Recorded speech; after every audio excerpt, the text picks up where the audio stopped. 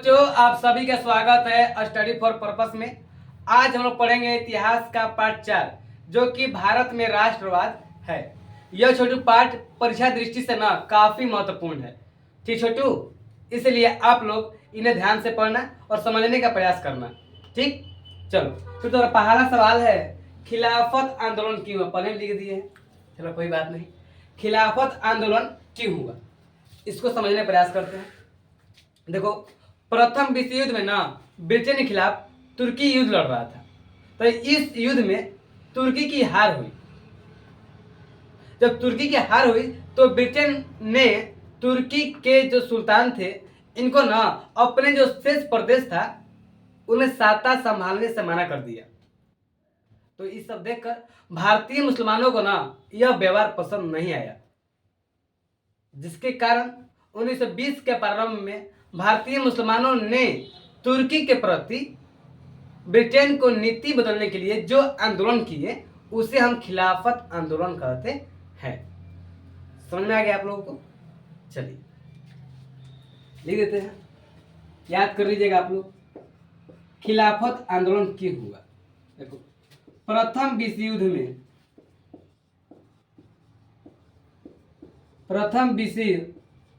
युद्ध में ब्रिटेन के खिलाफ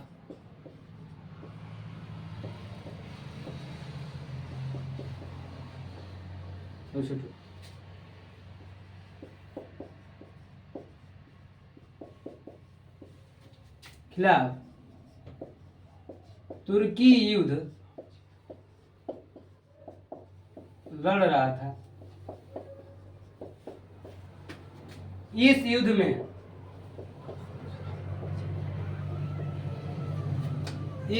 में तुर्की की हार हुई। किसकी हार हुई छोटू? तुर्की की हार हुई। और इनके सुल्तान को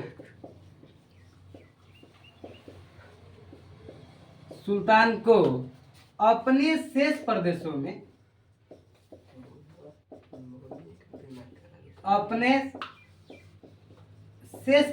में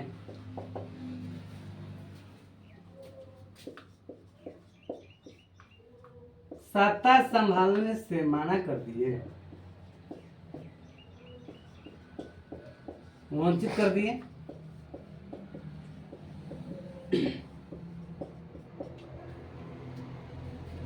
यह व्यवहार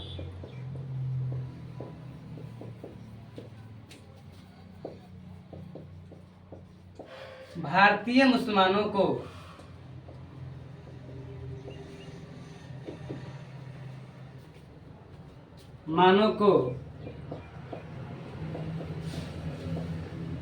पसंद नहीं था, जिसके कारण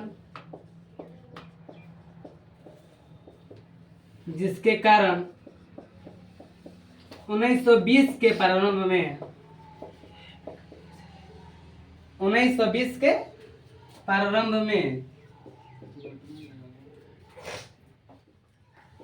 भारतीय मुसलमानों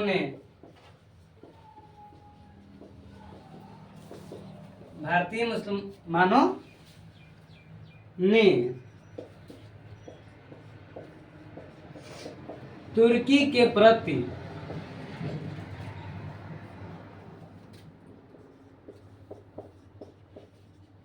ब्रिटेन के खिलाफ ब्रिटेन की नीति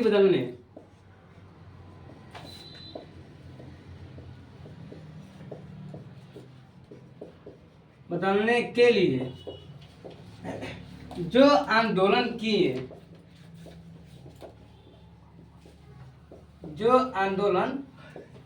किए उसे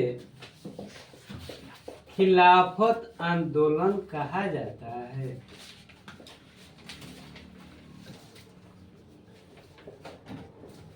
खिलाफत आंदोलन कहा जाता है। चलो, समझ में आ गया आप लोगों को? खिलाफत आंदोलन क्यों हुआ, बात समझना छोटू, ठीक ना?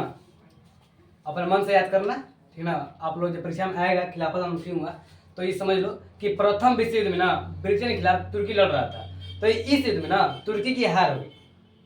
जब तुर्की की हार हुई तो जो तुर्की सुल्तान थे तो उनको ना अपन जो शेष प्रदेश था ना उसमें साता संभालने से मना कर दिया गया। तो ये सब जो व्यवहार था, यह व्यवहार भारतीय मुसलमानों को पसंद नहीं आया, जिसके कारण 1920 के प्रारंभ में भारतीय मुसलमानों ने ना तुर्की के प्रति ब्रिटेन के नीति बदलने के लिए जो आंदोलन किए थे उसे खिलाफत आंदोलन के नाम से जाना जाता है। समझ में आ गया आप लोगों को? उधार लो, तो काफी महत्वपूर्ण है। आप लोग प्रश्न देते हैं 2 नंबर का।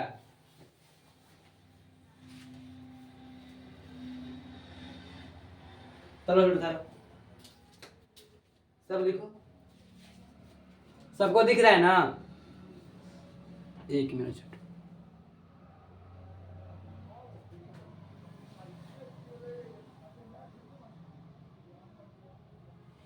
चलो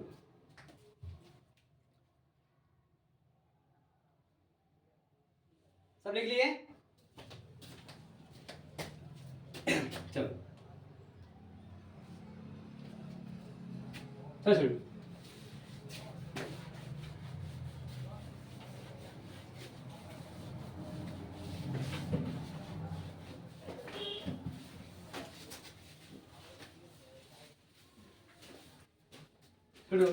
तुम्हारा दूसरा सवाल है, रॉलेट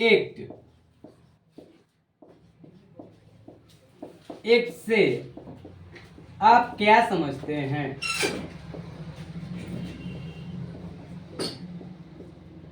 आप क्या समझते हैं? आपका सवाल यही है, रॉलेट एक्ट से आप क्या समझते हैं? यही सवाल समझाते। तो देखो, रॉलेट एक्ट से हम यही समझते हैं कि अंग्रेजों के पास कुछ ऐसे अधिकार प्राप्त हो गया था कि वह भारतीय व्यक्तियों को ना अदालत में बिना सुनवाई के कारण, अदालत में बिना सुनवाई के भारतीयों को ना जेल में बंद कर सकता था। सुना गया आप लोगों को? रॉलेट एक्ट से आप क्या समझते हैं छोटू? रॉलेट एक्ट से हम यही समझते हैं कि अंग्रेजों के पास कुछ ऐसे अधिकार प्राप्त हो गए थे कि वो भारतीय व्यक्ति को अदालत में बिना मुकदमा की सुनवाई बिना भारतीयों को जेल में बंद कर सकते थे। आप लोग समझ में आ गए? चलो चलो, सवाल आपका यही है, रॉलेट एक्ट से आप क्या समझते हैं?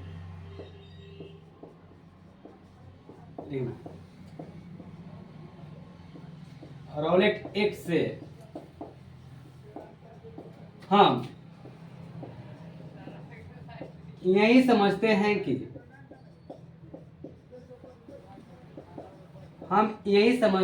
कि अंग्रेजी सरकार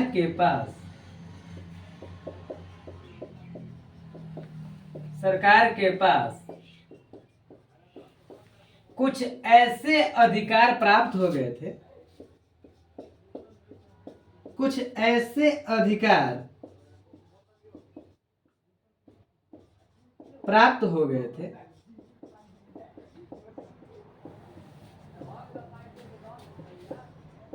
जिनमें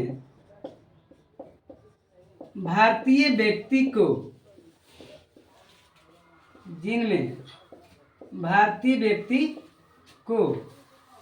अदालत में बिना मुकदमा सुनवाई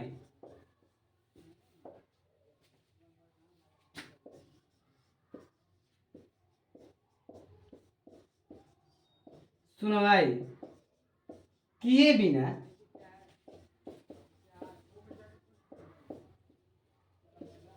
जेल में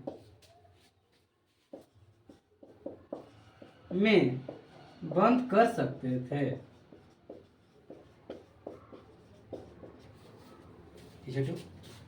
रॉलेट एक्ट से आप क्या समझते हैं? तो छोटू, रॉलेट एक्ट से हम यही समझते हैं कि अंग्रेजी सरकार के पास कुछ ऐसे अधिकार प्राप्त हो गए थे जिनमें ना भारतीय व्यक्ति को ना अदालत में बिना मुकदमा की सुनवाई ही उसे जेल में बंद कर देते थे। आप लोग समझ में आ गए? इतना लिख दो तो आप लोग नंबर मिल जाएगा, ठीक है ना? चलो ठीक है छोटू।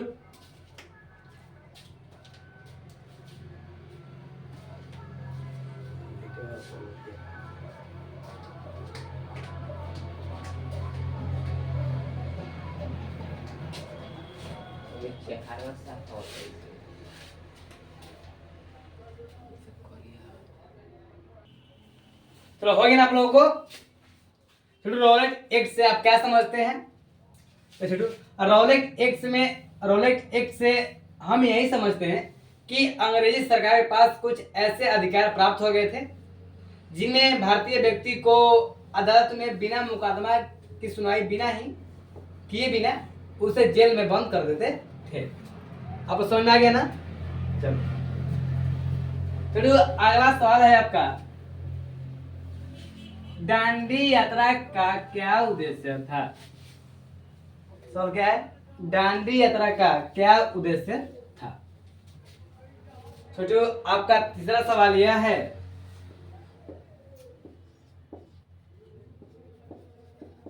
दांडी यात्रा का क्या उद्देश्य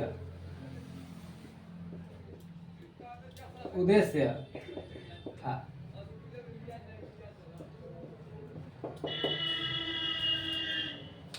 छोटू देखो, दांडी यात्रा का उद्देश्य यही था ना कि अंग्रेजों के द्वारा बनाए गए नमक कानून को तोड़ना। 6 अप्रैल 1930 ईस्वी को महात्मा गांधी दांडी पहुंचकर समुद्र के पानी से नमक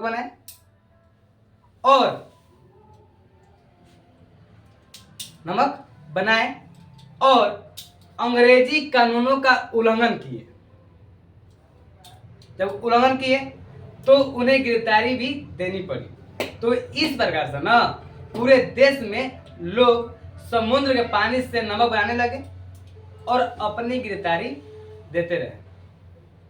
तो इस प्रकार से दांडी यात्रा का उद्देश्य क्या हुआ? पूरा हुआ। समझा गया आप लोगों को? छोटू, दांडी यात्रा का उद्देश्य क्या था? छोटू, दांडी यात्रा का मुख्य उद्देश्य यही था कि अंग्रेजों के द्वारा बनाए गए नमक कानून को तोड़ना। 6 अप्रैल सन 1930 ईस्वी को महात्मा गांधी दांडी पहुंचकर समुद्र के पानी से नमक बनाए और अंग्रेजी कानूनों के उल्लंघन किए। तो इस प्रकार से और अपनी वह गिरफ्तारी भी दे दिया। तो इस प्रकार से पूरे देश में लोग अपनी गिरफ्तारी देते रहे। तो इस प्रकार से दांडी यात्रा का उद्देश्य पूरा हुआ। समझ में आ गया आप लोगों को? चलो लिखते हैं, दांडी यात्रा का उद्देश्य क्या था?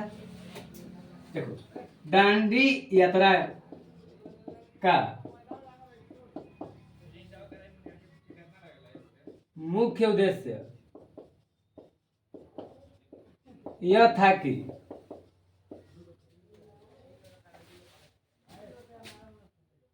कि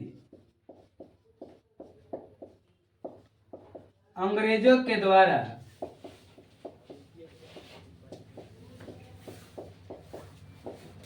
बनाए गए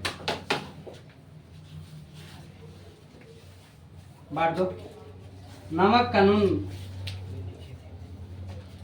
अंग्रेजों के द्वारा बनाए गए नमक कानून को तोड़ना।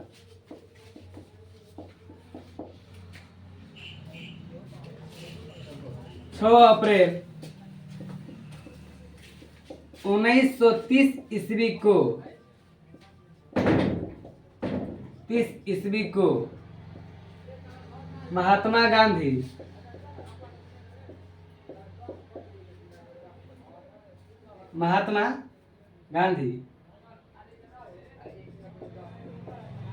दांडी पहुंचकर समुद्र के पानी से समुद्र के पानी से नमक बनाए और अंग्रेजी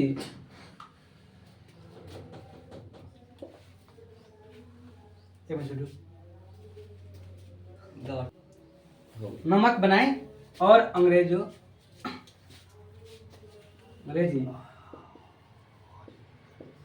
कानूनों का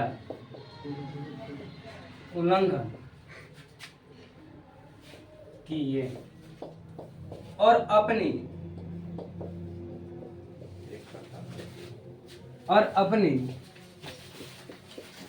गिरफ्तारी भी दे दिए।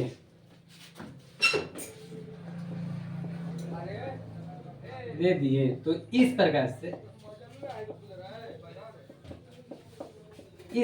से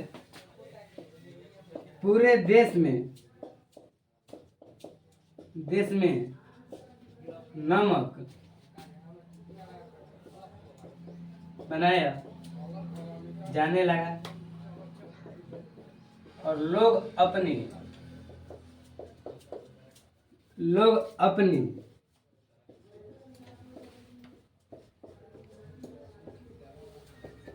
गिरफ्तारी भी देने लगे। तो इस प्रकार से शुरू गांधी तरह के से पूरा हुआ। ठीक है, देखो आप लोग।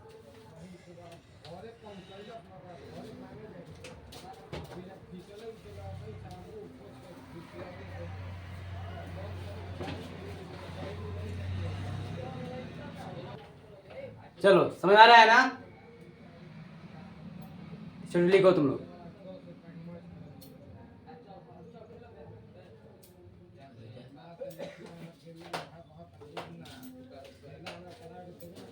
देखो थोड़ा कम बात कर सकते हो।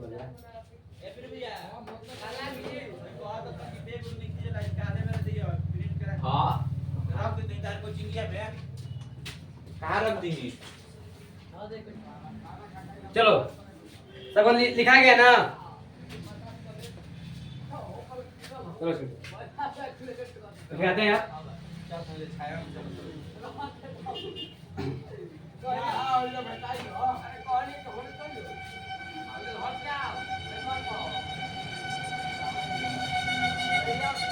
तो अगला सवाल है, गांधी यूनियन पैक्ट अथवा दिल्ली समझौता क्या था? फिर आपका अगला सवाल है, गांधी यूनियन पैक्ट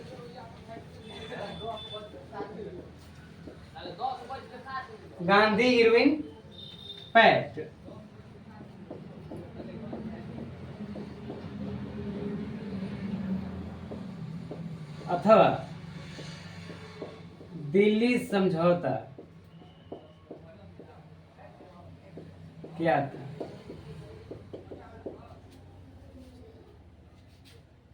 अगला सवाल यही है, गांधी यूनियन पैक्ट अथवा दिल्ली समझौता क्या था? छोटू, गांधी यूनियन पैक्ट दिल्ली समझौता ना बीच राजनीतिक समझौता है। समझा रहे हैं। देखो, सविनय अवज्ञा आंदोलन के सफलता के बाद गांधी जी, महात्मा गांधी और लॉर्ड इरविन के बीच कुछ राजनीतिक बातें हुई, जिसे हम गांधी यूनियन पैक्ट या दिल्ली समझौता के नाम से जाना जाता है। और इसके बाद महात्मा गांधी 5 मार्च 1931 ईस्वी को द्वितीय गोलमेज सम्मेलन में भाग ले लिए। समझ में आ गया आप लोगों को? नहीं समझ में आया? अब समझ लो। देखो, गांधी यूनियन पैक्ट या दिल्ली समझौता क्या था, जो काफी महत्वपूर्ण है, इसलिए हम दोबारा बोल रहे हैं। ठीक ना? देखो, सविनय अवज्ञा आंदोलन के सफलता के बाद ना महात्मा गांधी और लॉर्ड इरविन के बीच ना कुछ राजनीतिक समझौता हुआ था, जिनको ना गांधी यूनियन पैक्ट या दिल्ली समझौता के नाम से जाना जाता है। और इसके बाद ना महात्मा गांधी 5 मार्च 1931 ईस्वी को द्वितीय गोलमेज सम्मेलन में भाग ले लिए।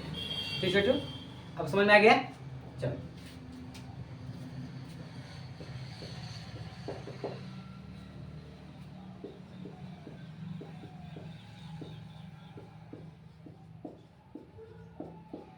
सविनय हो गया आंदोलन।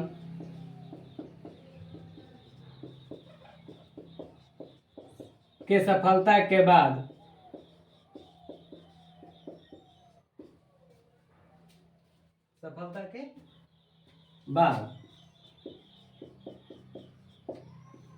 महात्मा गांधी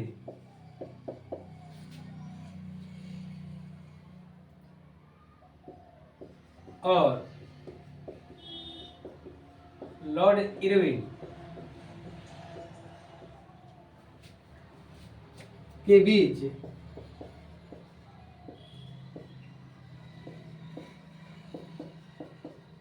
कुछ राजनीतिक बातें हुई जिन्हें जिन्हें गांधी इरविन पैक्ट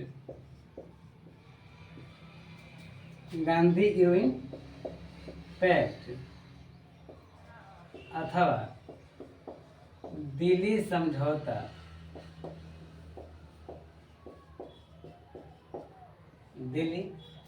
समझौता के नाम से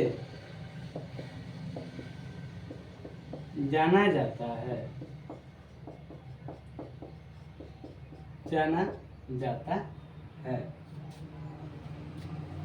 इसके बाद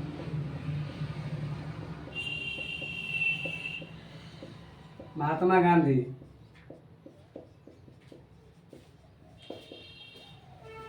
5 मार्च 1931 ईस्वी को द्वितीय गोलमेज सम्मेलन में भाग ले लिए।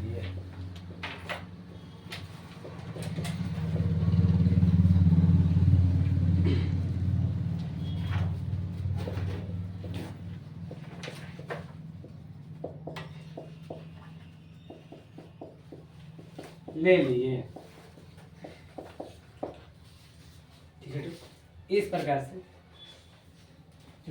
से गांधी रूल पैक्ट या दिल्ली समझौता नाम से जाना जाता है। सुना गया? समझाना जरूर लिख लो। गांधी रूल पैक्ट अथवा दिल्ली समझौता क्या था? देखो, सविनय हो गया आंदोलन के सफलता के बाद महात्मा गांधी और लॉर्ड इरविन बीच ना कुछ राजनीतिक बातें हुई जिन्हें हम गांधी रूल पैक्ट या दिल्ली समझौता नाम से जाना जाता है। ठीक है, इसके बाद महात्मा गांधी 5 मार्च 1931 ईस्वी को द्वितीय गोलमेज सम्मेलन में भाग ले लिए। आपको समझ में आ गया? देखो छोटू, बोर्ड परीक्षा में 12 पूछता है सवाल, देख लो तुम लोग।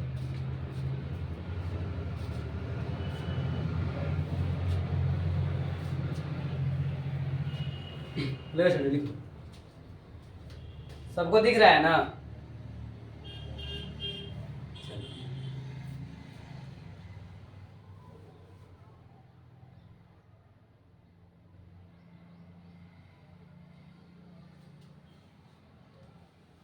छोटो, इसे याद करना बहुत जरूरी है, इसे याद करना आप लोग। चलो अगला सवाल कर बढ़ते हैं हम लोग।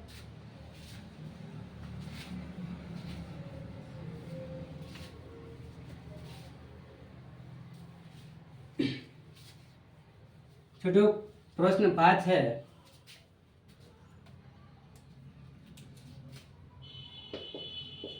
चंपारण सत्याग्रह के बार का चंपारण सत्याग्रह का संक्षिप्त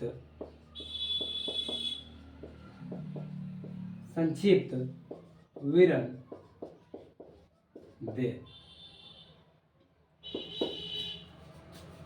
छोटा आपका सवाल यही है, 5 नंबर, चंपारण सत्याग्रह का संक्षिप्त विवरण दे।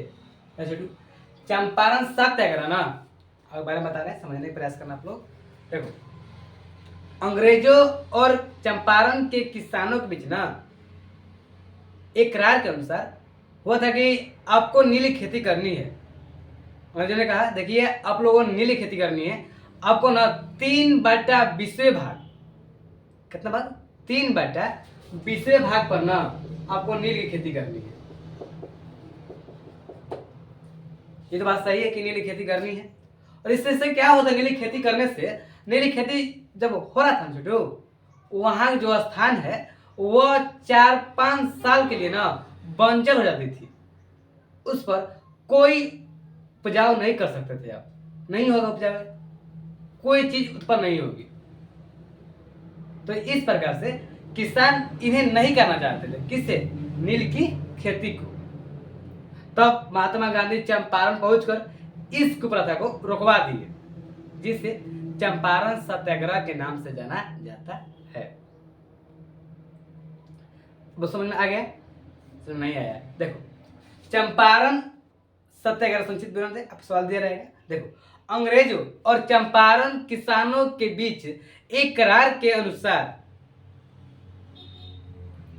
किसानों की नील की खेती 3/20 भाग पर करनी होती थी, पर नील खेती करने से वहां के स्थान 4-5 साल के लिए बंजर हो जाते थे, जिसके कारण किसान इन्हें नहीं करना चाहते थे। तब जब यह बात महात्मा गांधी को मालूम चला तो महात्मा गांधी चंपारण पहुंचे और इस कुप्रथा को रुकवा दिए, जिसे चंपारण सत्याग्रह के नाम से जाना जाता है। आप समझ में आ गया होगा। चलो इसे हम लिख देते हैं।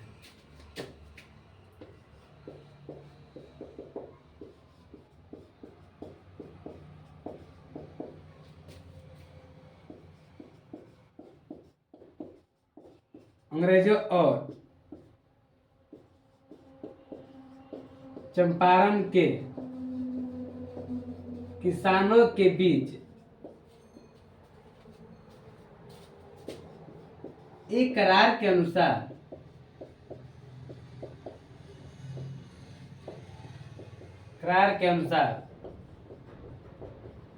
किसानों को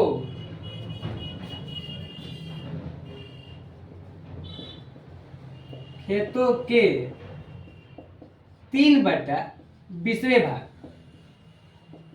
3/20 भाग मतलब 20 भाग हमारा और 3 भाग आपके, 3/20 भाग पर नील की खेती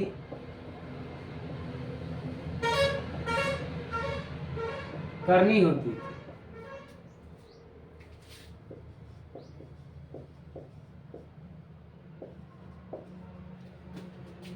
पर इन्हें किसान नहीं करना चाहते थे,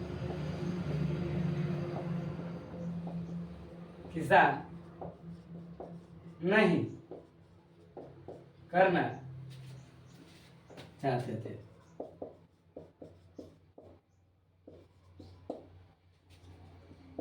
क्योंकि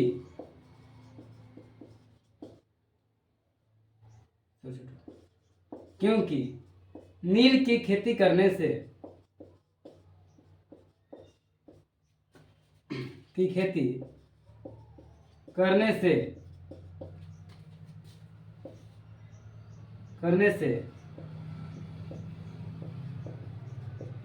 वह स्थान बंजर हो जाती थी, बंजर हो जाती थी। महात्मा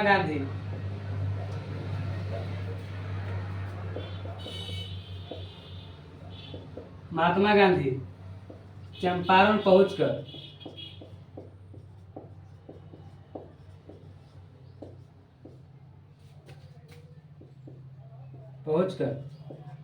इस कुप्रथा को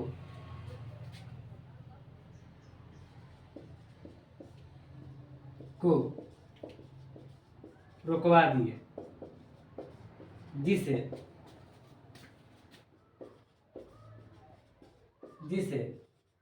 चंपारण सत्याग्रह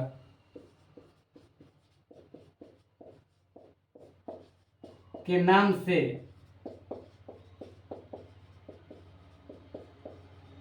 जाना जाता है। ठीक है जो अब समझ में आ गया। देखो फिर से रिवाइज करवा दें आप लोगों को ताकि याद हो जाए। देखो चंपारण सत्याग्रह का संक्षिप्त विवरण दे। ठीक है देखो अंग्रेजों और चंपारण के किसानों के बीच एक करार के अनुसार किसानों को 3/20 भाग पर नीली खेती करनी होती थी, पर किसान इन्हें नहीं करना चाहते थे क्योंकि नीली खेती करने से जो स्थान था, जो खेत थे वह बंजर हो जाती थी। जब यह बात महात्मा गांधी को मालूम चला तब महात्मा गांधी चंपारण पहुंचकर इस प्रथा रुकवा दिए, जिसे चंपारण सत्याग्रह के नाम से जाना जाता है। आपको समझ में आ गया छोटू? इसे याद करना काफी महत्वपूर्ण है छोटू, काफी इंपॉर्टेंट है सब सवाल। चलो देखो सबको दिख रहा है ना? चलो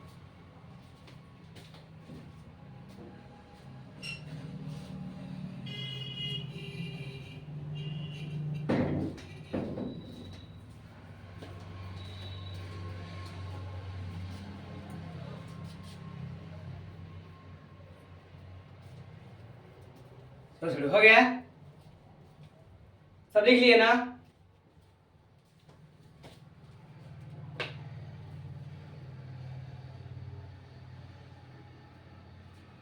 चलो फिर हम अगला सवाल पर चलते हैं। चलो आप लोग अगला सवाल है, जो अगर नहीं लिखा होगा तो वह वीडियो पीछे करके देख ले, देखकर लिख लेगा। बोलो देखो अगला सवाल।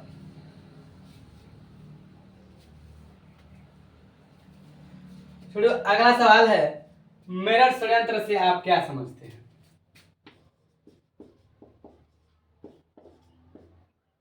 षड्यंत्र से आप क्या समझते हैं?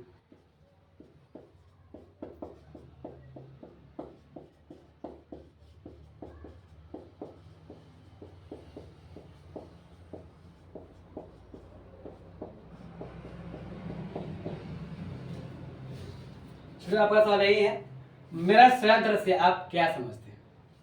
लेकिन इससे पहले हम आपको समझा दें ताकि जब बातें लिखे तो आपको समझ में आ जाए क्या वीडियो लिख रहे हैं। देखो तो मेरा षड्यंत्र से हम यही समझते हैं कि एक मिनट छोटू,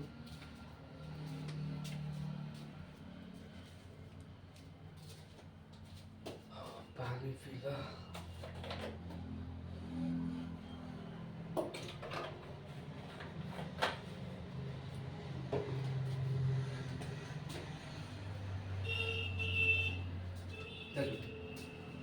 मेरा षड्यंत्र से आप क्या समझते हैं? सवाल यही आपका है। देखो मेरा षड्यंत्र से ना हम यही समझते हैं कि ब्रिटिश सरकार के द्वारा सन 1929 ईस्वी में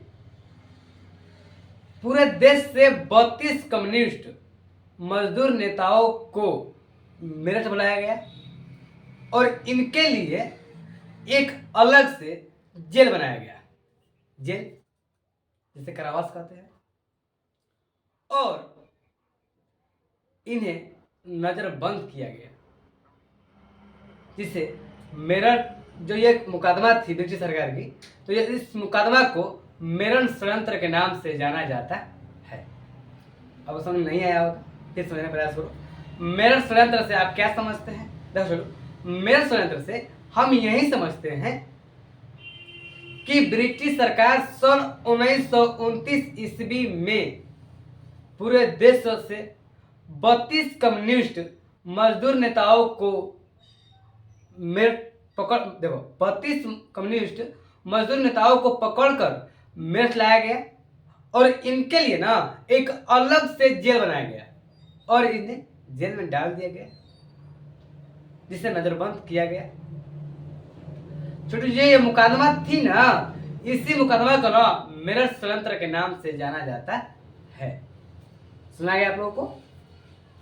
वो विश्वास है आप लोगों को समझ में आ गया होगा। चलो लिख देते हैं। छोटू काफी महत्वपूर्ण है, इसे याद करना प्रयास करना तुम लोग। मेरठ षड्यंत्र से आप क्या समझते हैं? देखो मेरठ षड्यंत्र से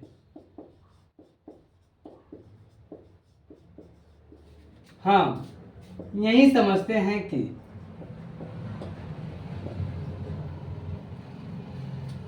हम यही समझते हैं कि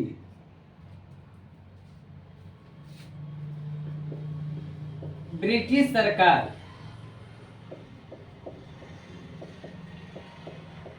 सन 1929 ईस्वी में सन 1929 ईस्वी में पूरे देश से 32 कम्युनिस्ट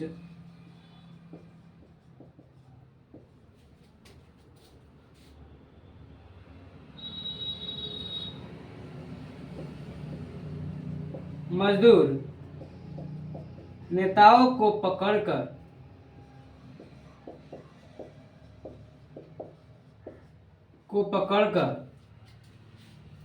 मेरठ लाया गया। मेरठ लाया गया और इनके लिए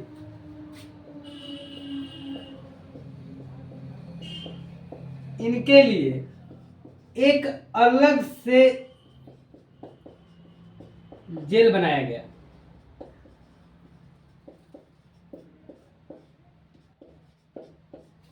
जेल बनाया गया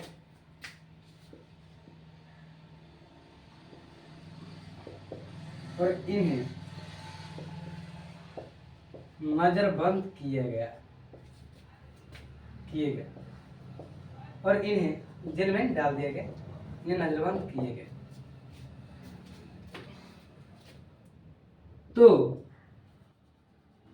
नजरबंद किए गए तो छोटू इस मुकदमे को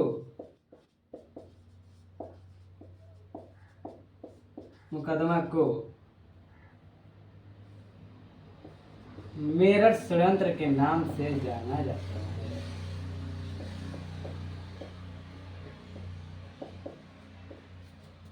नाम से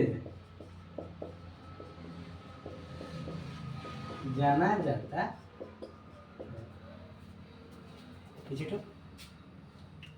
एक बार और समझाना है आप लोगों को। देखो, मेरठ षड्यंत्र से आप क्या समझते हैं? तो छोटू, मेरठ षड्यंत्र से हम यही समझते हैं कि ब्रिटिश सरकार सन 1929 ईस्वी में पूरे देश से 32 कम्युनिस्ट मजदूर नेताओं को पकड़कर मेरठ लाया गया और उनके लिए एक अलग से जेल बनाया गया। ठीक छोटू, और उन्हें ना नजरबंद किए गए, जिससे जो ये मुकदमा थी, इस मुकदमे को ना मेरठ षड्यंत्र के नाम से जाना जाता है। समझ में आ गया ना? तो लिख लो।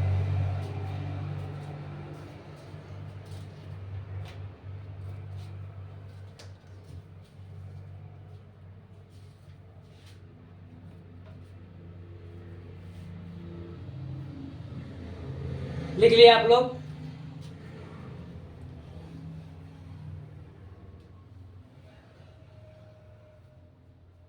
चलो अगला क्वेश्चन की ओर बढ़ते हैं हम लोग।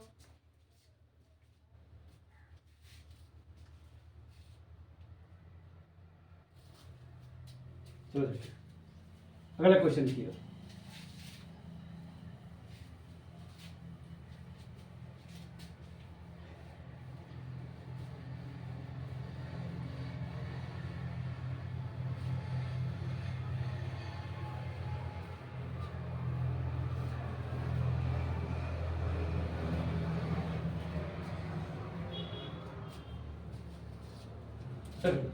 अगला सवाल है, आप लोगों का अगला सवाल है, जतरा भक्त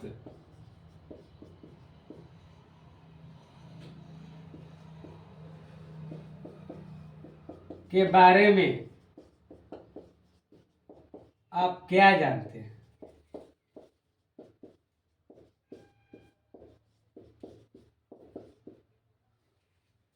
जतरा भक्त के बारे में आप क्या जानते हैं? तो छोटू, आपका यही सवाल है।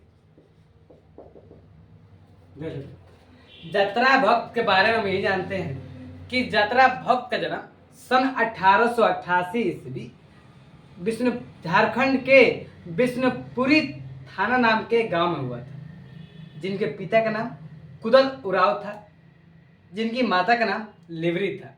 इन्होंने ब्रिटिश राज के खिलाफ एक मिनट ब्रिटिश सरकार के खिलाफ असहयोग आंदोलन में सहायता की और यह कुली बनकर ना मजदूरों को काम करने से मना किए। कौन? जतरा भक्त। सुना है आप लोगों को? जतरा भक्त के बारे में हम क्या जानते हैं? तो यही कहना है, जतरा भक्त के बारे में हम यही जानते हैं कि जतरा भक्त का जन्म 1888 ईस्वी में झारखंड के विष्णुपुरी थाना नाम के गांव में हुआ था, जिनके पिता का नाम कुदल उराव था और माता का नाम लिवरी था। इन्होंने ब्रिटिश सरकार के खिलाफ होकर असहयोग आंदोलन में सहायता की, मदद की और ये कुली बनकर ना मजदूरों को काम करने के लिए क्या किए? माना किए। कौन? जतरा भक्त। अब सुनने आगे बढ़े आगे चलो।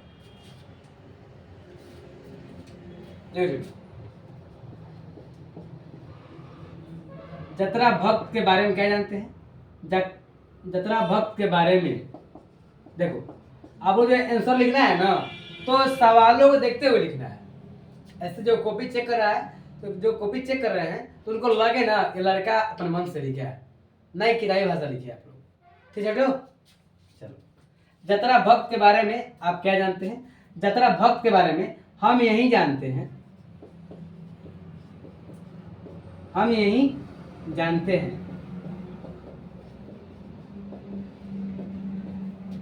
कि इनका जन्म सन 1888 ईस्वी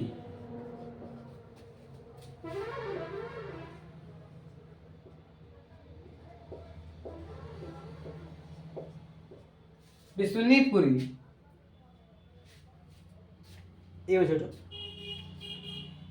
विष्णुपुरी है, ध्यान में नहीं आ रहा था। सन 1888 ईस्वी विष्णुपुरी सन 1888 ईस्वी झारखंड के जो बोल रहे थे लिखे थे नहीं, झारखंड के विष्णुपुरी थाना नाम के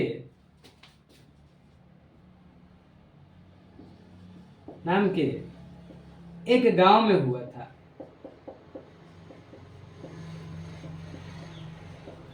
एक गांव में हुआ था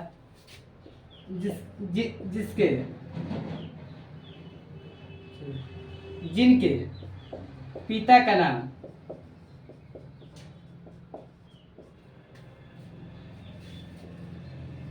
कुदल उराव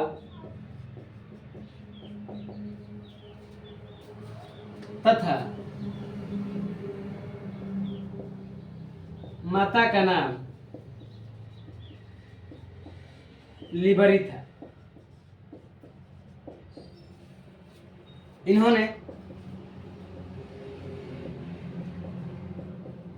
इन्होंने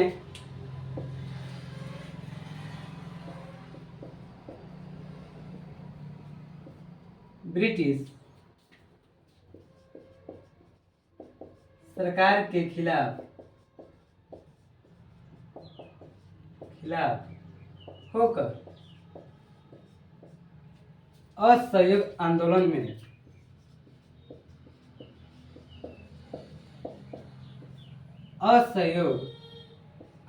में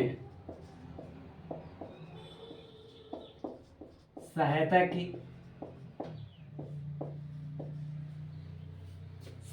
की और यह कुली बनकर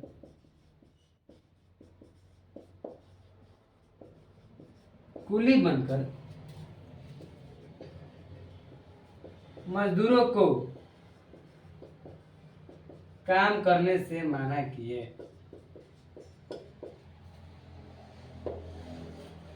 मजदूरों को काम करने से मना किए।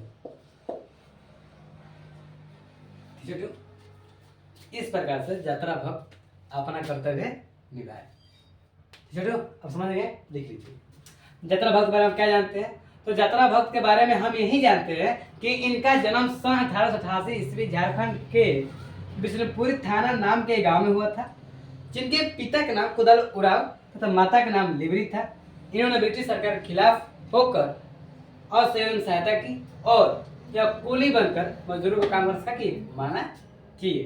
ठीक है, समझ आ गया आप लोगों को? लिख लो।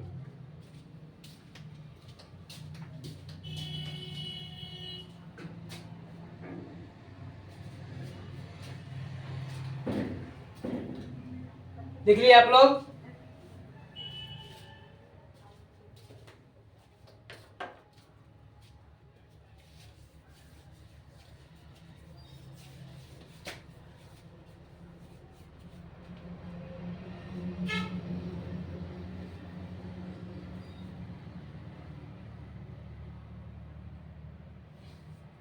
चलो चलो, आज का क्लास हम लोग इतना पर ही समाप्त करते हैं और कल हम आपके लिए लाएंगे लघु उत्तरीय प्रश्न एवं दीर्घ उत्तरीय प्रश्न।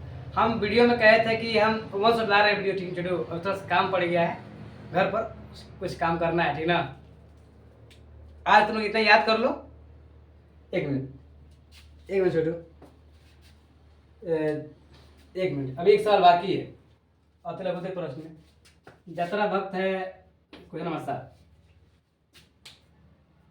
एक मिनट पूरा लिखवाते हैं। लघु उत्तरीय प्रश्न कल आप लोगों के लिए लघु उत्तरीय प्रश्न एवं दीर्घ उत्तरीय प्रश्न लाएंगे। तो घर पर काम हो गया है, काम आ गया है, तो उसके करना जरूरी है ना। चलो लिख लो, लिख लिया आप लोग? चलिए, हम सोचे कि अब खत्म हो गया है।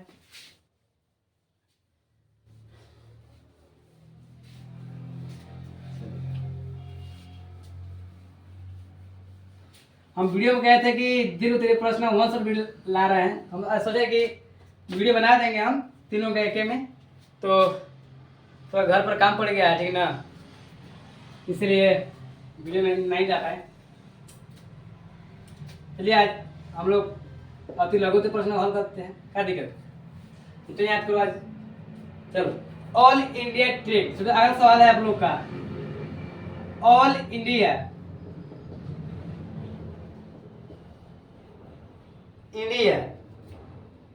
ट्रेड यूनियन कांग्रेस की स्थापना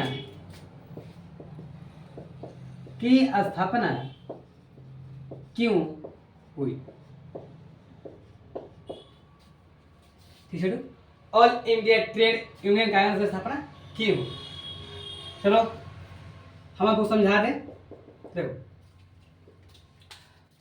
सन 1757 ईस्वी ना जो गुजरात की मिल थी, इनमें ना अंग्रेज ना बोनस देने से मना कर दिए। कौन? जो अंग्रेज लोग थे, बोनस देने से मना कर दिए, जिनके बाद ना मजदूरों ने ना हड़ताल करना शुरू कर दिया। जब मजदूरों ने हड़ताल करना शुरू किया तो महात्मा गांधी भी ना मजदूरों का समर्थन दिए, जिसके बाद कांग्रेस ने all India trade union Congress की स्थापना की। ऑल इंडिया ट्रेड की स्थापना की किसने? कांग्रेसों ने। पहले ना कांग्रेस की सरकार थी, और अच्छी तरह पता होगा आप लोगों को। ठीक छोटो, चल सुना गया? All India trade union Congress की स्थापना क्यों हुई? तो ऑल इंडिया ट्रेड कांग्रेस की स्थापना इसलिए हुई कि सन 1757 ईस्वी में गुजरात के मिलों में अंग्रेजों ने बोनस देने से मना कर दी, जिनके बाद मजदूरों ने हड़ताल करना शुरू किया। जब हड़ताल करना शुरू किए तब महात्मा गांधी ने भी मजदूरों का समर्थन किया, जिसके बाद कांग्रेसों ने ऑल इंडिया ट्रेड की स्थापना की, जिससे all India trade union Congress स्थापना की कांग्रेस के नाम से जाना जाता है। ठीक छोटू, अब समझ में आ गया होगा? चलो, तो इस प्रकार से ऑल इंडिया ट्रेड यूनियन की स्थापना हुई। ठीक है चलो लिख देते हैं हम।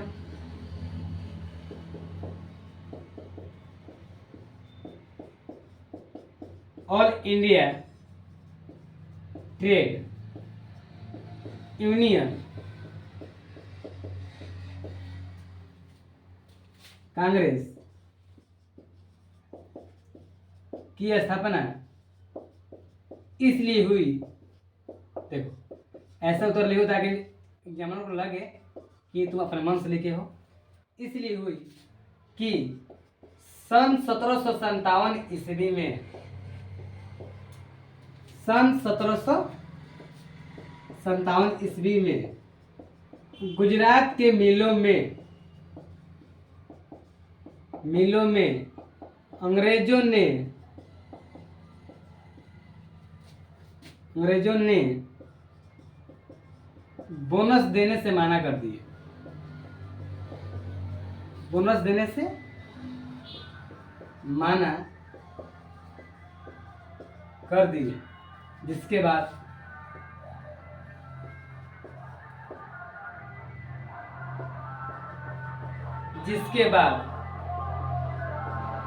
मजदूरों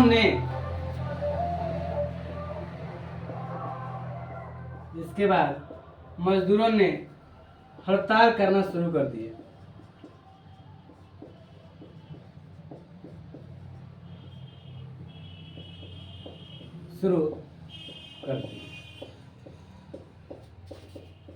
महात्मा गांधी ने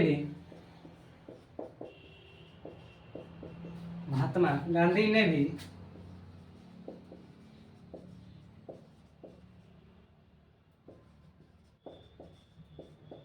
दुर्योग का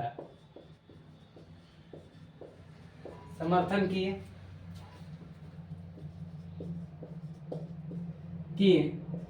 जिसके बाद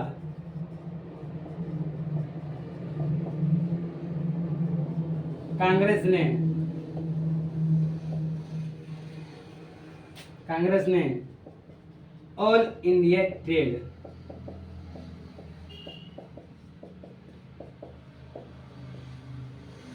की स्थापना की।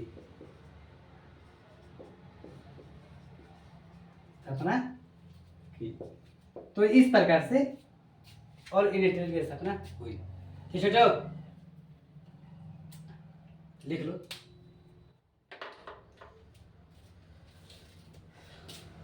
स्थापना की जय हुई,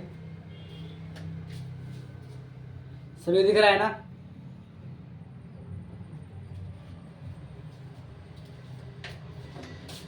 तो देख लिया छोटो, देखो अब बात एक बार फिर रिवाइज करवा दे रहे हैं आप लोग को।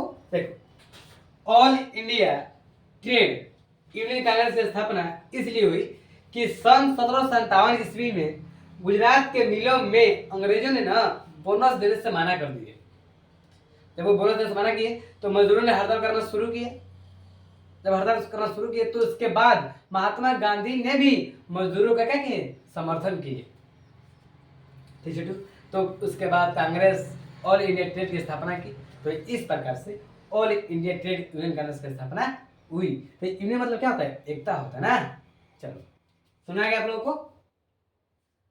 इस प्रकार से आप लोग का अति लघु उत्तरीय प्रश्न खत्म हो चुका है।